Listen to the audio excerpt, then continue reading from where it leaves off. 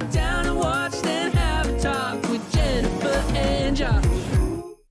Okay, so we have been watching, recapping, and reviewing Hallmark Christmas movies here on our channel for 3 years now. And although we love these movies with a passion, they do have some recurring tropes that just drive us, as we would say, bonkers. So today we're going to give you our top 5 tropes in Hallmark Channel movies, Jennifer. That's right. So let's dive in. Number 5 is the creative job. So evidently, every American is either an architect in the marketing industry, a photographer, or in the app development industry, and nothing else. Why can't we ever follow a person looking for love of the holidays who is happy in their 9-to-5 cubicle job? Maybe entering some data, maybe managing an office. What is it about the creative industry that is so appealing in these movies, Josh? I don't know. Maybe it's this sense of they think that this is an exciting job. I don't know. There's also a lot of news reporters, which I guess you could make the argument is kind of creative as well, because there's writing that goes into play with all of that. So maybe it's just the sense of it being an exciting job versus a dull job. What do you think? Like every day's different. I don't know. I mean, to be fair, I may or may not work in the creative industry, so Hallmark, call me. Exactly. Shameless plug. Shameless plug. All right. Number 4 in our list of tropes from Hallmark Channel movies is the Christmas Eve deadline. Maybe I have worked in the wrong industry, but I never have deadlines and deals to be closed on Christmas Eve. But boy, these beloved characters sure do.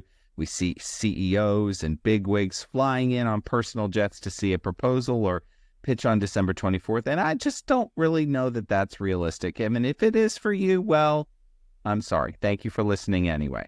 We also have no shortage of Christmas Eve events other than being with your loved ones. High school reunion? Let's do a Christmas Eve. Why not? Getting married? Sure. Christmas Eve seems like a good time to do it. I just have to say one thing. Yuck. I've got to be honest.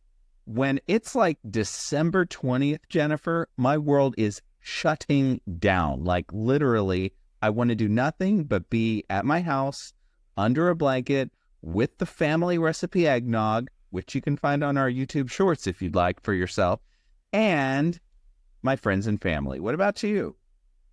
Same. I don't understand. I mean, these people need to throttle down, okay? I started saying I want to throttle down after Thanksgiving in my office. It is not received warmly because we still have work to do.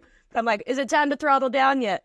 Well, when are we going to throttle down? Especially if you have kids. Once the kids are out of school, all bets are off for productivity because they just take over everything and they're hopped up on sugar and the schedules are out the window. So more power to all these people trying to cram in a last big hoorah by Christmas Eve. But like I said before on the podcast, if you have a Christmas Eve wedding, no, RSVP no from me. Not coming. Not coming. If you have a high school reunion, anyways, I'm an RSVP no, but especially a high school reunion when you graduate in May typically or June and December, RSVP no. Yeah, no way.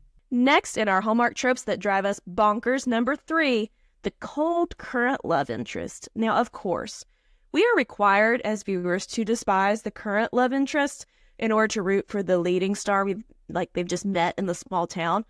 Sometimes we get a villain, and we will talk about those in another episode. But a lot of times, these current love interests are just dull and drab and leave you wondering how in the world our lead ended up with them to begin with. Couple that come to mind, the boyfriend in A Very Merry Mix-Up. He just had his Bluetooth on the whole time. Very dull. Didn't even get in the taxi with her to go meet his family, which led to the mix-up, spoiler alert. The dull Duchess or whoever from Crown for Christmas that shows up, she has no personality. He doesn't need to be with her. He needs to be with Danica McKellar. What do you think?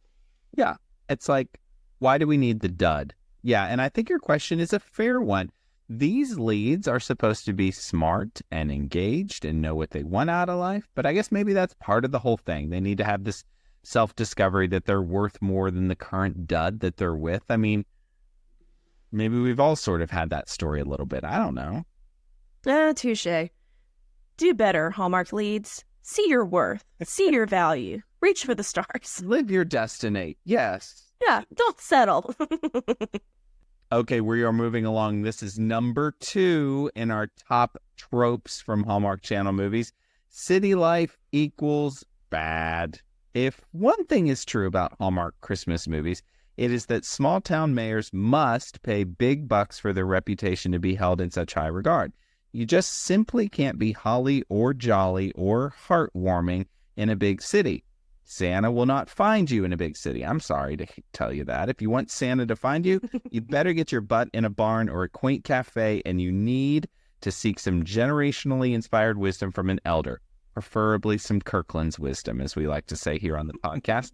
Whimsical townies are also included in every small town. I mean, obviously, there's an aesthetic thing going on, an aesthetic consistency, an overarching theme in the Hallmark Christmas movies, and quaint small town life is beautiful, and maybe you can easily decorate it and film there. Truly, that's probably a big reason why.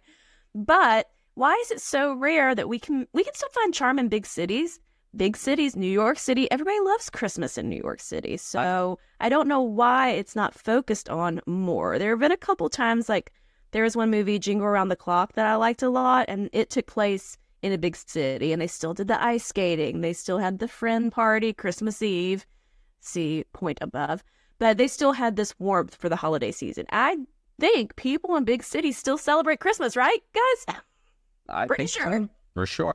I wonder if it's this thing where they feel the need to sort of really heighten this sense of the main characters having to find a simpler version of their life to find happiness, right? I think that they sort of tie big city to hectic and bustling and busy and too distracted to actually enjoy the meaning of the season. And that's where you find that is in a small town. I don't know. I think you could still find the meaning of the season in a big city, right? I think people do it all the time, every year. Yep. That sort of ties into our next trope. Number 1 on our Hallmark movie tropes that drive us bonkers is, drumroll, the big bad developer, or as we like to call it on our podcast, the BBD. Listen, the BBDs love nothing more than coming to the aforementioned small towns and putting a big old ornament-shaped wrecking ball into the most precious and beloved establishments, which means it is our job as the viewer to despise the BBD and everything they stand for. Now, who cares if the small business is drowning financially? Who cares if these people are just doing their jobs? No, we must hate them. They must be stopped. And they show up at the worst possible times. They do. And there's some cross-section here with the villains, and we'll talk about that in a future episode. But I'm thinking of, what was the one with Alan Thicke? And they were in Maine. Let It Snow. Yes, Let It Snow. It was very much that same sort of thing where they wanted us to hate this BBD who wanted to come in and steamroll the family tradition. Not just the building, but they wanted to steamroll the family tradition. And we will not let that. We will not stand for that. I mean, it is this sort of like we've got to draw a line in the sand about what Christmas and the holidays are all about. And it certainly can't be about development. And certainly not with a Christmas Eve deadline, as we talked about earlier. Yeah, a lot of times those all go hand in hand. But there was one, I think it was called Christmas Tree Lane. Andrew Walker was a BBD. He came, and Alicia Witt, worked at I think like a music store on Christmas Tree Lane. And there was this big fundraiser Christmas Eve to save the street. And he ends up as like, hey, I actually see your point. Let me try to convince my boss. So these people are putting their jobs at risk, their livelihood at risk to kind of give into this small town feel. So movies like that check a lot of the boxes, a lot of the tropes. So we recapped, our top 5 tropes, but there are plenty of tropes out there. And why do you think we see so many? Is it just, Jennifer, do you think because it's the sheer volume of these movies and so they sort of have to have some similar plot points? I mean, what do you think? I think that's part of it. And I also think a lot of the tropes that drive us bonkers are also what keep us coming back. I don't want to speak for you, but I enjoy these movies because they are fairly predictable. I don't need huge plot twists every time. They are my comfy, cozy jammies. They are my comfort food. They make me feel warm and safe and loved. So I'm okay if there's a big bad developer because he's not going to win in the end anyways. We know that. So I do think there's an element of that predictability that plays into it and why we see a lot of these recurring themes or tropes.